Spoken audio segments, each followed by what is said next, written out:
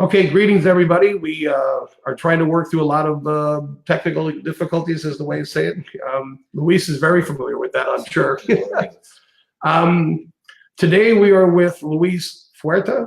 Fuerte, otherwise known as Louis to everybody in the country. He is or was at one time Huell Howser's cameraman on California Gold, as well as several other stories or shows. And he's our guest today. Hopefully our technical difficulties won't be tremendous. So they happen. Yeah, that's true. So first thing, tell us about you. Where were you born? How did you get into the industry? I was born here in San Bernardino. My parents were from Mexico, and we moved to South Colton, where I grew up, and graduated from Colton High. Back then they had the draft, so I went into the Navy, and my home port, I was on a destroyer, and my home port was Pearl Harbor, Hawaii. Nice. So I tell people, hey, somebody had to protect the hula girls. And that was your job? I was a radarman. And so then after active duty, I realized I had to go to college. And I went to San Bernardino Valley College, and I was studying engineering. Then I ran into a friend of mine who happened to work at the TV station there on KBCR, and we talked, and she offered to give me a tour, and I had never been in a TV station before.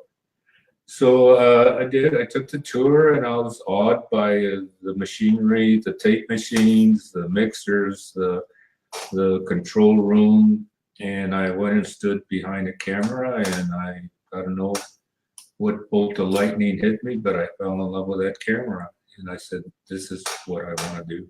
Yeah, I was in I worked in radio in Georgia, Augusta, Georgia, and a friend of mine worked at a TV station, and he offered to give me a tour as well. And we're going through the newsroom, and everybody's talking and everything else. This is back when they had the what were the teletype machines? Right. Yes. And the teletype machine's going dang, dang, dang, dang, because you got the dings from the bells. Yeah. And that was a 4-ringer, and back then a 4-ringer was an emergency. There was something big happening. Yeah. And the whole newsroom was just carrying on normal day. Yeah, I remember those. There's something going on here. Yeah. And he says, "Oh, don't worry, it can't be that big." So I went over to teletype and looked at it, and that's when the Challenger exploded. Oh. And I went to him and I says, "Wow, you might want to know this." And he's like, "Oh my God." They tore it off the teletype. Right. Took it directly into the newsroom, and I followed him and walked right over to the newscaster on live TV and slid the thing underneath him. He read it and looked up and went, "Oh my God." And that's how it hit the news that day. And I felt kind of fun that hey, look around. Yeah. Oh yeah. That's well, back then we had black and white cameras, and with the turrets to change the lens. So 50 millimeter, 8 millimeter, and so that was my first experience with cameras. You know, you lugged around old school cameras. Right. Just out of curiosity, how much did that weigh? Weigh about 26 pounds, fully equipped. Yeah, but then you have all the other equipment that you got to take with you. Then you have equipment around your waist, you have battery packs, you have extra batteries, wireless systems. Before it was cabled, and mic, lavaliers, and then when the wireless came in, it was, I mean, great, because you didn't have those cables you had to deal with. It was just, I think I worked in TV in a great time. I mean, to me, it was, and I mean, I just loved it. And I went to work for KCOP, Channel 13 with Dick Lane, O'Nelly, and I worked with him wrestling and boxing at the Olympic, roller derby, all those things that Channel 13 used to do. That was the Thunderbirds, if I remember. Thunderbirds, right? Yeah. Yes. And so it was a great learning experience for me. You know, it's kind of a funny thing how life kind of ties everything around.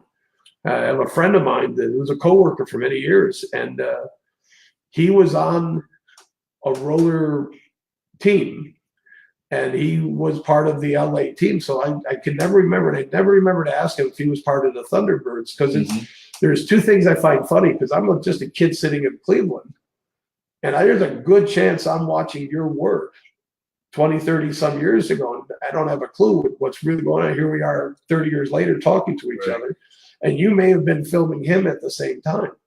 It's possible, very possible. So here's three of us in three different categories who really don't know each other. Right. Now know each other very well. Yeah. Tell me how you actually got into KCET, because that's kind of an interesting. You were at KCOP. I was at KCOP, and the way the system worked there at the station, you get a raise every year for 4 years. At 4 years, you're top scale. Well, the chances of me getting to top scale were very slim. So I knew that after 3 years, I better start looking for a job. So I did, and I applied at ABC and KCET and some other stations. ABC wanted to hire me, but then KCET called me, and they, in 1972, and they said, we want you to come work here as a engineer, cameraman, but we want you to work in all aspects of engineering, which was lighting. The union had lighting. We had editing. So I said, yeah, this is perfect. I want to work in all aspects of engineering. So I did, and of course I started at the bottom as a utility. And they were doing great programming back in '72. They had Hollywood Television Theater. They were doing dramas. They were doing concerts. They were doing a lot of local programming. So I started at the bottom. On big shows, I would work as a utility, and that's kind of, to me, they were great years for me, because I learned so much about how the whole system works, and directors, producers, and the interaction between technical and production. And of course, I was doing camera on local shows and stuff like that. And then little by little, I worked myself up the ladder, and I became a cameraman on top shows. And my national Emmy that I had back there, that was won for an opera I shot in San Francisco. In 1973? 70, I think it's probably around 79 when we shot that show. Because that was, part of our research. I apologize, but we have to learn about you. So we go to IMDb and other places, and it shows the list of all your works, and it starts in 1973 with 73. I received La Gioconda. Yes, that's the national Emmy. Yes. And it's really kind of neat, because I'm looking at this. Of course, the only thing I know you from personally would be California Gold and a couple other Huell Howser shows. And it's really neat to find out that there's a lot more to this. It's not just somebody who does one only thing. You do one thing in the sense that you're a cameraman, right? But how you apply that trade in other different shows, I just thought that was kind of cool.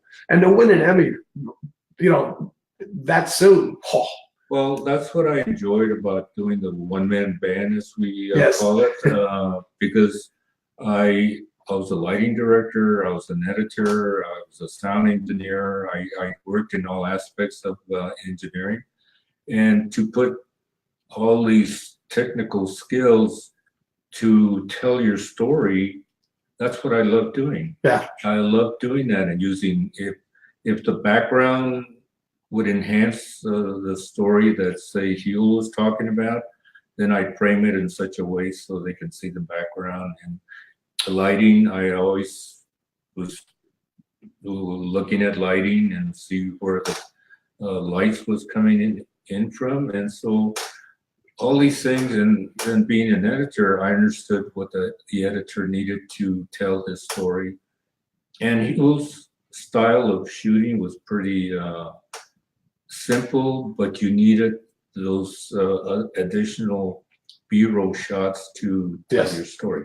Yeah, because somebody talks about a particular place, and Huell's sitting there interviewing somebody who was maybe part of the construction, the guy who manages it, somebody who is part of the guy, you know, they build it in some way.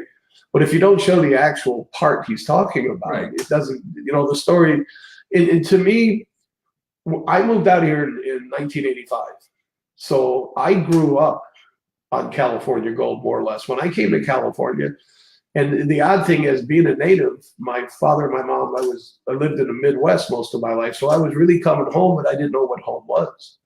So through Huell Howser, California Gold, and yourself, I learned about California. And to me, every time I watched the show, it wasn't about Huell talking and you filming him. It was about whoever he is talking to. He just simply allowed it to happen, which I thought was just awesome. Huell was always there, but you never really paid attention to him as much as you paid attention to the guest or whoever he had on at that time. Yeah, Huell had this knack of making people feel at ease. Yeah. And he didn't want to know too much about the story that we were shooting, because he always wanted to be surprised. Oh my God, that's amazing. And he would make people feel so at ease that they would just pour their stories out. How did you end up getting into KCET and meeting Huell and getting that all set up? Well, at KCET, like I mentioned, I had to leave KCOP. Right. So I was looking for another job, and KCET did offer me a job. And I took it because they said, we want you to work in all aspects of engineering. As I worked my way up the ladder and became a cameraman and editor and all that stuff, in 1989, I think it was around then, I was in the commissary, and lo and behold, I hear this guy with a real heavy Southern accent. About 7'8". Yeah, about 7'8".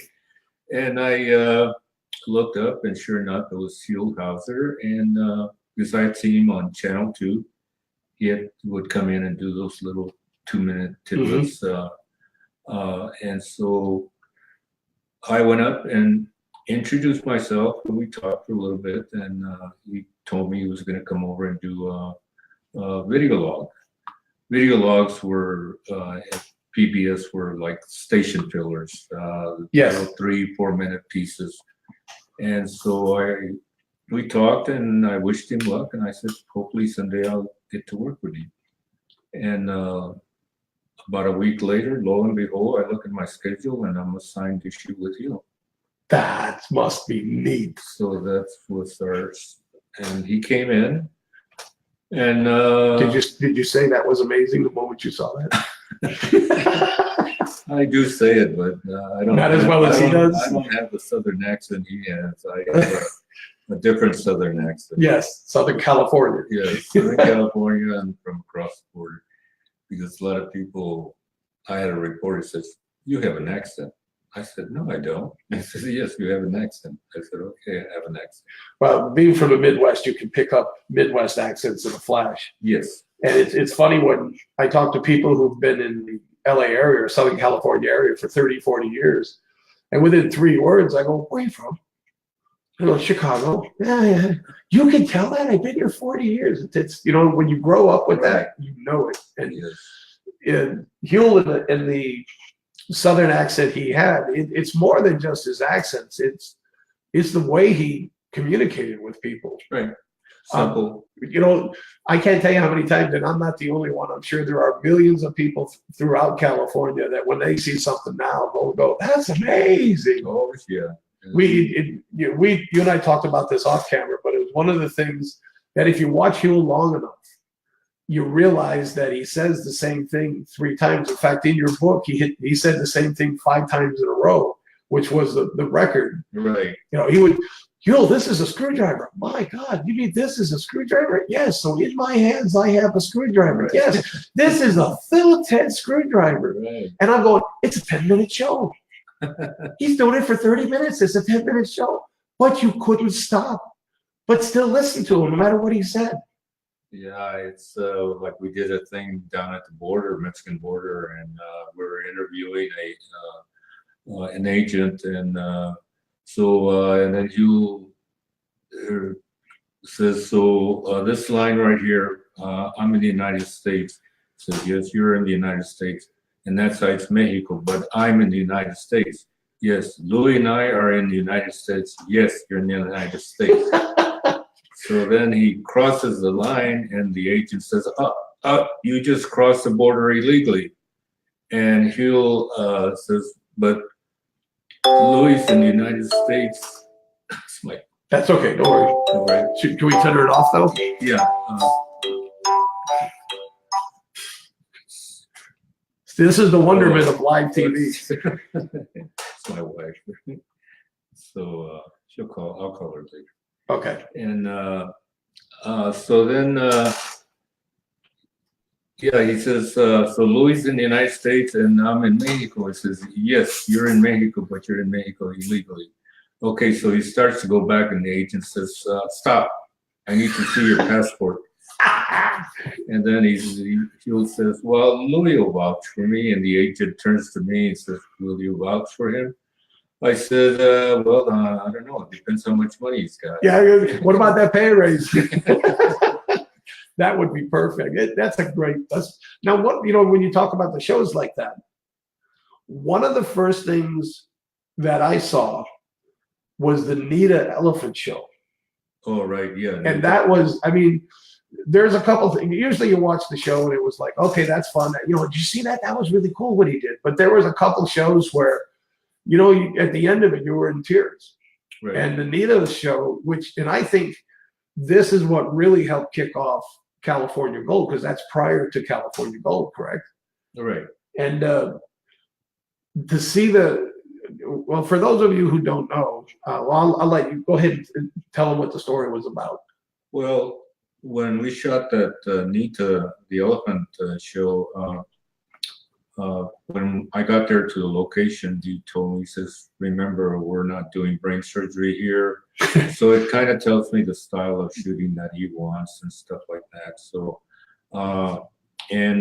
we shot it really quick, no retakes, no nothing of that sort. Wow. And then went back and put it together in a couple hours. And the station liked that. They liked the way he was very cost effective. He would get things done very easily, and none of this take 2, take 5, let's do it again.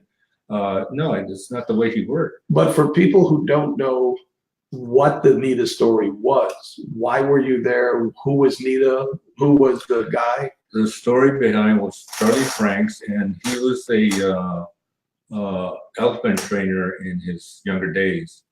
And when he got ready to retire, he gave the elephant to the San Diego Zoo.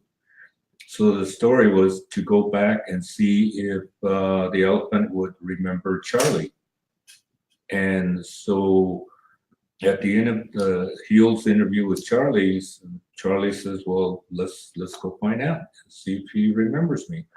So he goes to the fence, he yells at Nita, and one of the elephants in the background lifts his trunk and walks over to the fence and kind of puts his trunk around him, like saying, what the hell are you doing?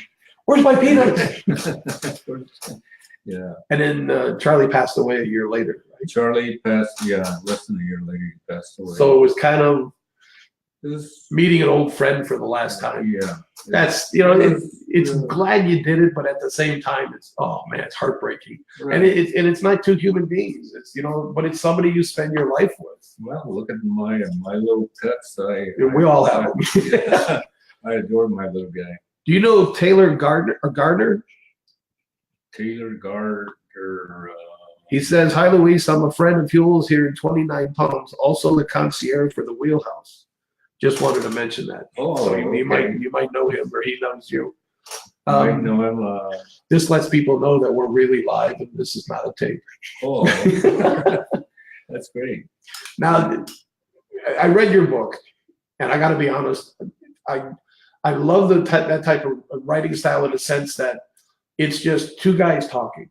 It's, hey, this is some cool stuff I did. It's not written above a particular level or below. It's written as if you and I went out to a bar. We had a couple of beers. Tell me what you've done for the last 20 years. Oh my God, let me tell you. And you have a whole section in there about what Huell was, what you were, how you got together, the shows you did. There's two stories that stuck out with me. One is fairly short, and that's the Campo story. But before you say anything, I want you to let them know, especially the ending of the Campo show when Huell got on the horse.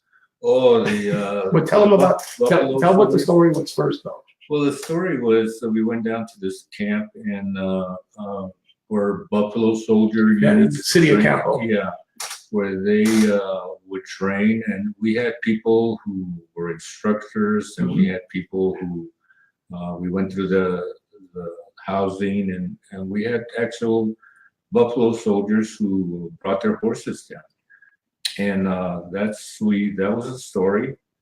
And when we got done, Huell wanted the closing shot, and so he asked me, Louis, what kind of a closing shot? And I said, well, we have a beautiful valley, beautiful sunset. You have the horses. Why don't I get you guys riding off into the sunset? How perfect is that? Yeah, how perfect is that? A little Cecil B. DeMille. What could go wrong? So I give action. They start riding off, and halfway in the shot, Huell falls off the horse. And now Huell loves horses, right? Yeah, he would ride over the road horses a lot in a lot of our adventures.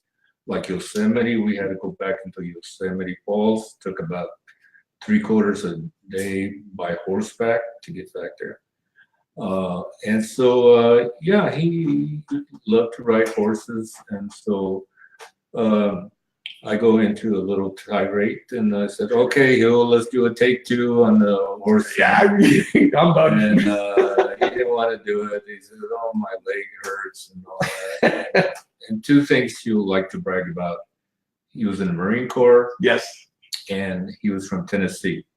So I said, Huell, I thought you were in the Marine Corps. He said, oh, yeah, but so that shot never got on.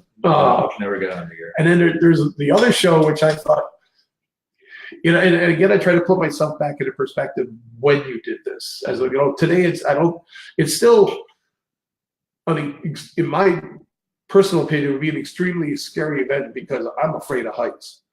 Right. But to do it the way and when you guys did it with all that camera, and everybody thinks of the camera, and I'm sitting there going, no, this guy looks like he's ready to go to Afghanistan because you're strapped up with everything under the sun that you need to keep it going. So I'm sitting there going, you were at the top of the Golden Gate Bridge, filming, and that wind has got to be whipping through. And Huell was not a big fan of heights. No, neither am I. So, tell me how the shoot went. Well, Huell's in front of the camera, so we did things like Golden Gate Bridge, El Toro blimp hangars there in where they had those big, huge blimps. Yes. Big, huge hangars. And we went up all the way to the top, yes, up there.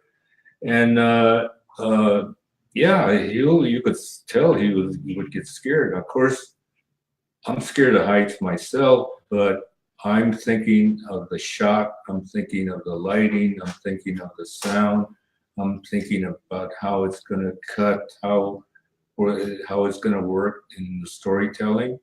So I don't have time to be afraid. I know I'm up there, like with window washers. We're up 71 floors in one of those platforms. Yes.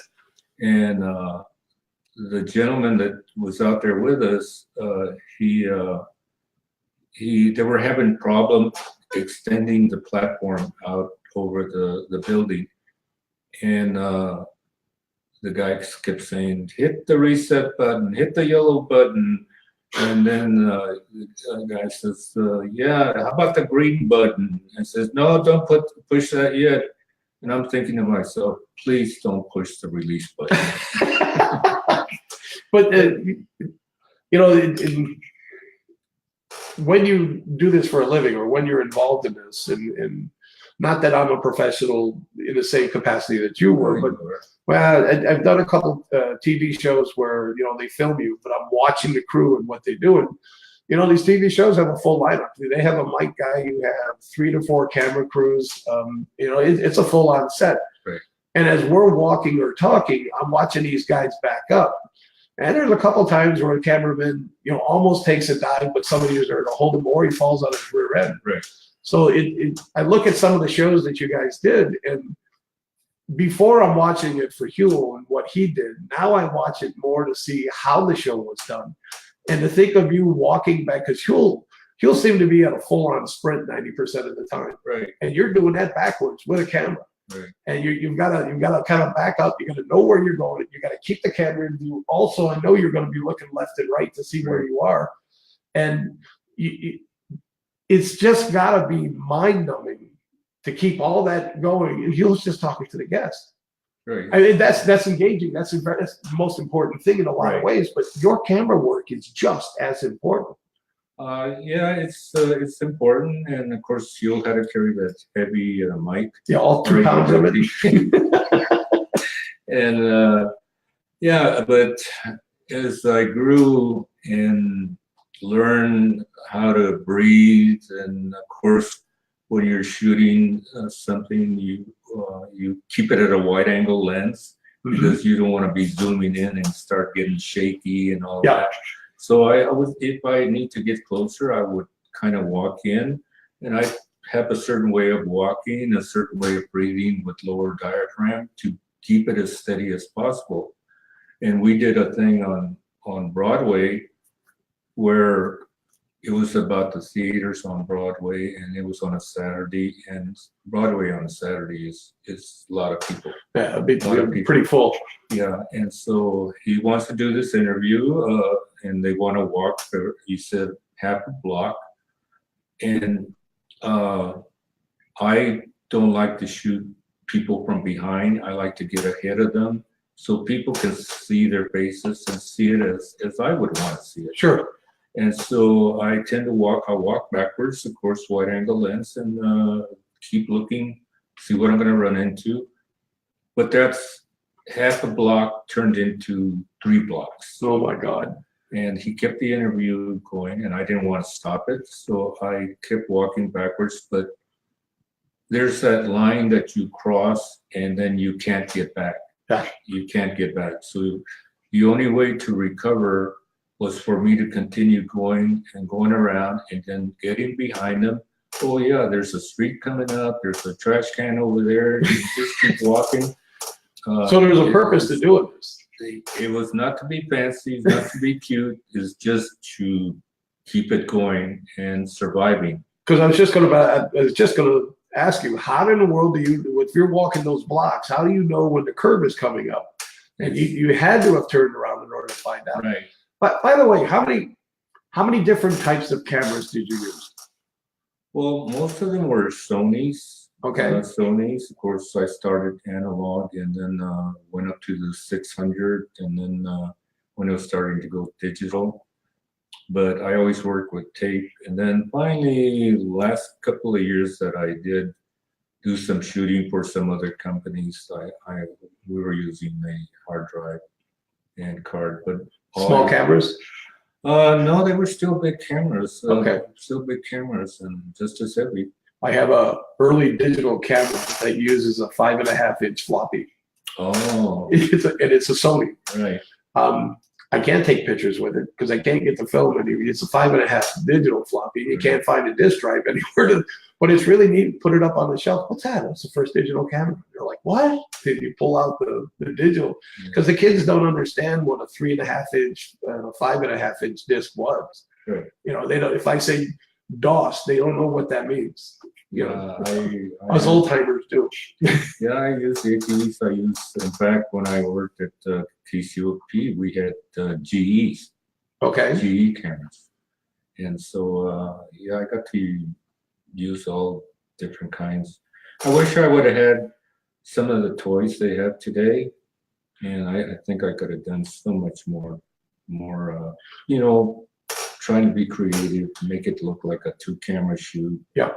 Things like that. And for people who don't understand kind of what Louis is talking about right now is a lot of times your television stations, productions will have 2 or 3 camera crews out there. And so they're able to shoot all these different shots to kind of bring the whole thing together. And when Louis and Huell are out there and you got one cameraman trying to capture all angles at all times, it's nearly impossible, if it not is impossible to do. Going back to the Golden Gate shoot that you guys did, you mentioned in the book that there were 2 helicopters. So you were able to have it look like a multi-camera setup, right? Which a lot of people, when you look at that show and you go, there's no way this guy did this with one camera. But you really did, because you could fly up in one of the helicopters, get all the B-rolls, the back shots, and then get into the helicopter with Huell and show Huell coming out of it. Right. So it kind of looked like you were both places at the same time. Yeah, these are the things that when I had these things at disposal at my go for it. I go for it. Oh, sure. I said, utilize everything that I can to make it look more 2-camera shoot, or and then a lot of times I go back. I said I need to get B-roll, and I need to get sound effects. I need to get certain shots, and I would. The guys in editing must have loved you, because a lot of times camera guys, I'm sure you're fully aware of this, they're going to focus on doing the camera shots, and that's it. Where when you shot the B-roll, when you made sure you got the sound, when you made sure the lighting was correct, when you did all of that and you brought that into, all the raw footage into the editing, and they looked at that, they must have went, wow, everything's here. There's not a lot we have to do extra other than splice and dice. Yeah, they would talk to me and say, you had everything we needed. That's when I would have went to Huell, raise. Dude, guys, it would cost you so much dollars per person. If you cut that in half, if that's a 50% raise for you, yeah, there we go. Yeah, and then of course they'd find another cameraman the next day. Well, after 12 years, I was thinking of retiring. I heard. Yeah. But then he offered you a few more dollars. Yeah, and money does talk. So 6 months later, he offered you some more dollars. Yeah, more. But finally, there's a time when you just know, okay, it could be $1 million a year. With all due respect, this is done. Yeah, it's I was getting tired, and it's time to move on. And I feel I had a hell of a run. Very blessed and hell of a ride and a great career. And now it's about giving back and helping young people going back to college to study, and universities call me to lecture and mentor. And these kids, I learned so much from these young people. And of course, I come from old school, and the basics never change. True. The basics never change. So I know lighting, I know sound, I know editing, and I was very blessed. And a couple of things. One, from the whole heart of California, I would thank you for everything you've done on the show. In my opinion, your work is just as important as Huell being in front of that camera every second of the time. If it wasn't for you bringing that forward, I don't think the show would have been as successful as it would have been, because you held it together. You're the one, if you have the story, but if the binding's not correct, right, you got to have both parts to make it a complete book. You have to really do that. And towards the end, when Huell started, you and Huell had split up prior to him not feeling well. Right. But you didn't get to see him for a while, did you? No, his office was at KCET, so I would run into him every now and then. We talked and see how he's doing and what he's been up to and stuff like that. And that was about it. We really didn't socialize together. We didn't. He loved Palm Springs, and he loved being out there. And yeah. So, but we had this kind of respect for each other. Yeah. And he tried to cross my line a couple of times, like trying to tell me how to light. And I said, "Wait a minute, can I speak to you?" And I tell him, well, what kind of lighting you want? You want soft lighting? You want modeling? You want hard light? Or do you want a backlight? And he's telling me, oh, just do whatever you want. Thank you very much. Well, one of the things in the book where you talk about when you first met Huell and you agreed to work on a California Gold show, and how he had to go all the way up to Northern California to get every one of the public stations to agree to air it, and then get Wells Fargo to foot the bill for it. Right. And then you're brought in as the cameraman, and now you have this whole production going together. And the first thing he says is to go out and watch the Explorer. Well, to take the Explorer, they call me, and the secretary says, Louis, I don't know how to tell you this. Huell wants you to come pick up the Explorer, take it in to have a service. Oh, that's what it was. Okay. Yeah, a service. And I said, give me Huell's phone number. So I called Huell. I said, Huell, what's this? You want me to take your car in to have a service? He says, well, it's our car. We're going to be driving all over California. I said, Huell, that car is not in my driveway. I'm the cameraman, the lighting guy, the sound guy, and that's all I do. And so he gets very quiet, and I'm thinking, okay, I'm done. And he says, okay, I'll take it in. And never heard. And see, in a lot of ways, that sets the boundaries real quick, which is a good thing to do in a professional environment. You know, you've got to. We could be buddies all night long, but if we got to work together, then there's got to be your responsibility, my responsibility. You really don't want to cross that. So I got that pretty well. I had no desire, ever wanted to be in front of the camera, and I still don't. Good job. And but it was not my thing. I like my quiet time. Yep. I like to go into a restaurant and sit down, have a nice quiet meal. And because I work with so many celebrities that I see what would go on. Yep. And there was times when he would get irritated because, you know, he was just tired. He needed a break, and I want no part of that. I was one of those times, unfortunately. I have a day job in Redlands, off of California, and there's a Shell station there.